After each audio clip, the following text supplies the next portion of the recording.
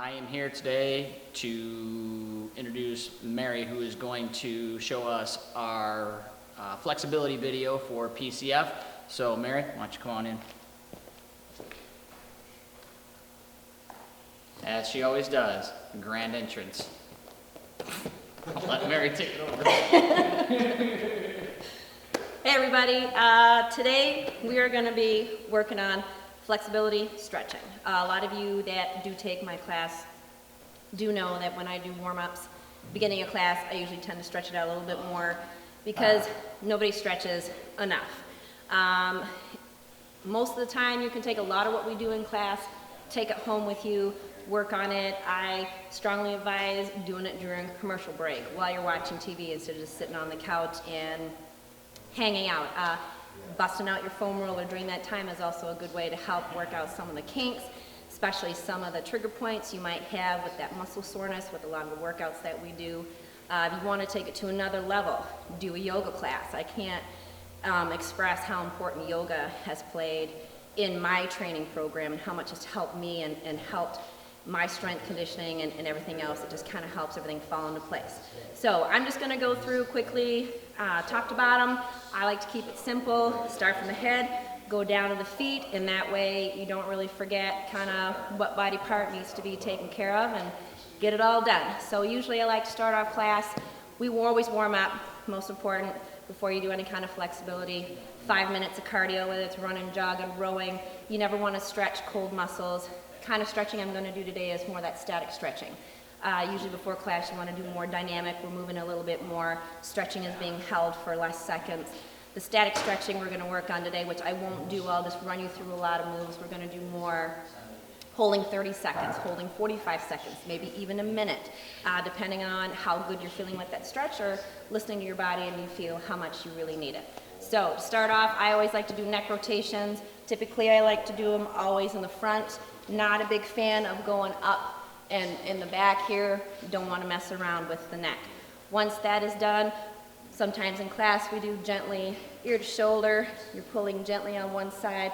I like to keep opposite hand, palm out, pushing it down to the ground. That way I'm really getting that stretch in the traps, scalenes. It just feels really good. Of course, you're going to go other side. You want to hold this, 30, 45 seconds.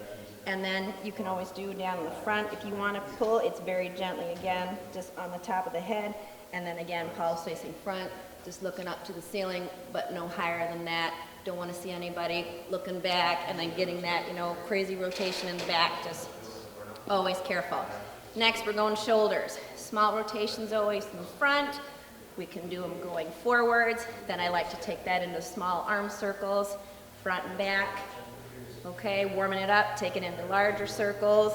You want to get nice rotation going in there.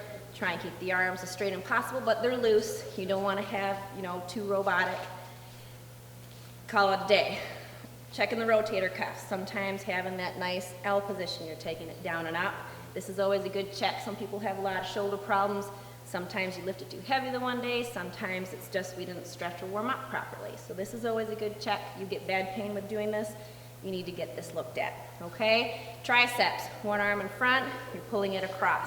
Make sure you're always pulling above the elbow. You wanna make sure you're more in that muscle belly, pulling it across the body. Then you could take it above the head, reach behind, I'm touching behind between my shoulder blades, then I'm grabbing the elbow, I'm pulling it over. For more of a stretch, you can stand up straight, and now you can lean that to the side, getting a nice stretch in there. Again, same thing, other side across. Elbow in front. One of my favorites, lashing the hands behind the back. You're going to pull it down, okay? A lot of people just get stuck here.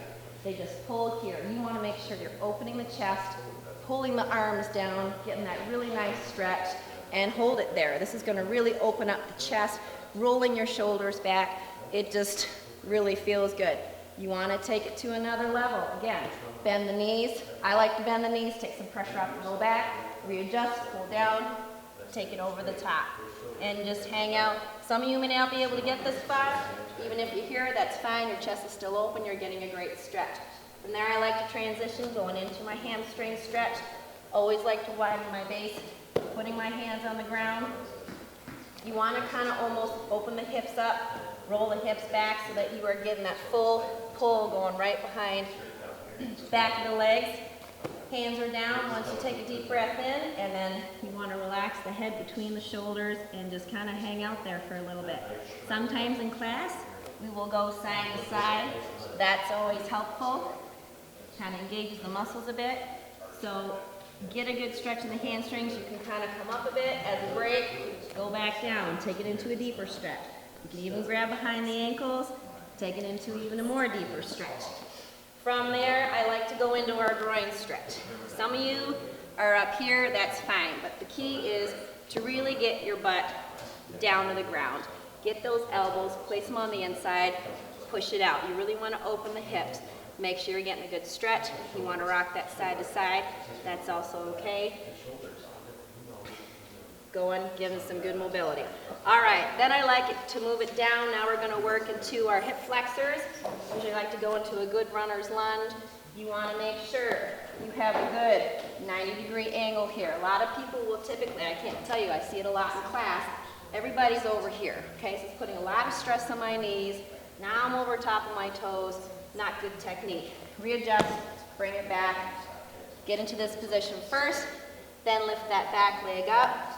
Hands are always on the inside. That gives you good stability right here. You want to, again, take it to the next level. Walk that front toe out.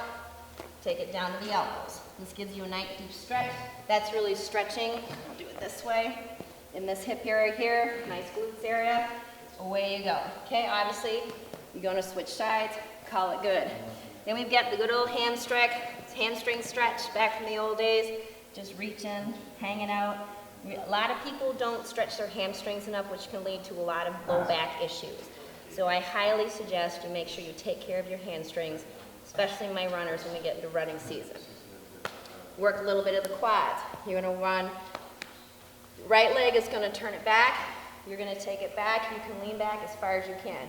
I am not very flexible in this position, which tells me I need to stretch my quads and my hip flexors more. But also a great stretch for the quads. Again, can stretch the other side.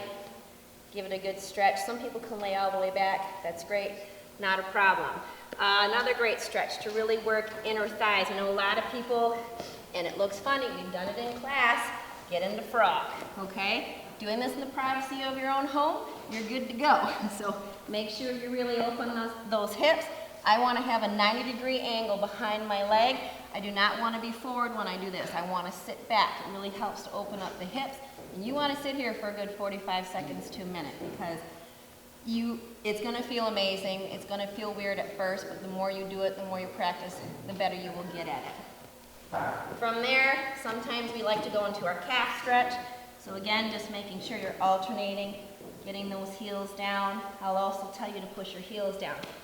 Now, one thing I find in class is some people are just sitting right here. If you really want to activate the back of your gastrocs and going into the hamstrings, you almost want to go into a downward dog position with yoga.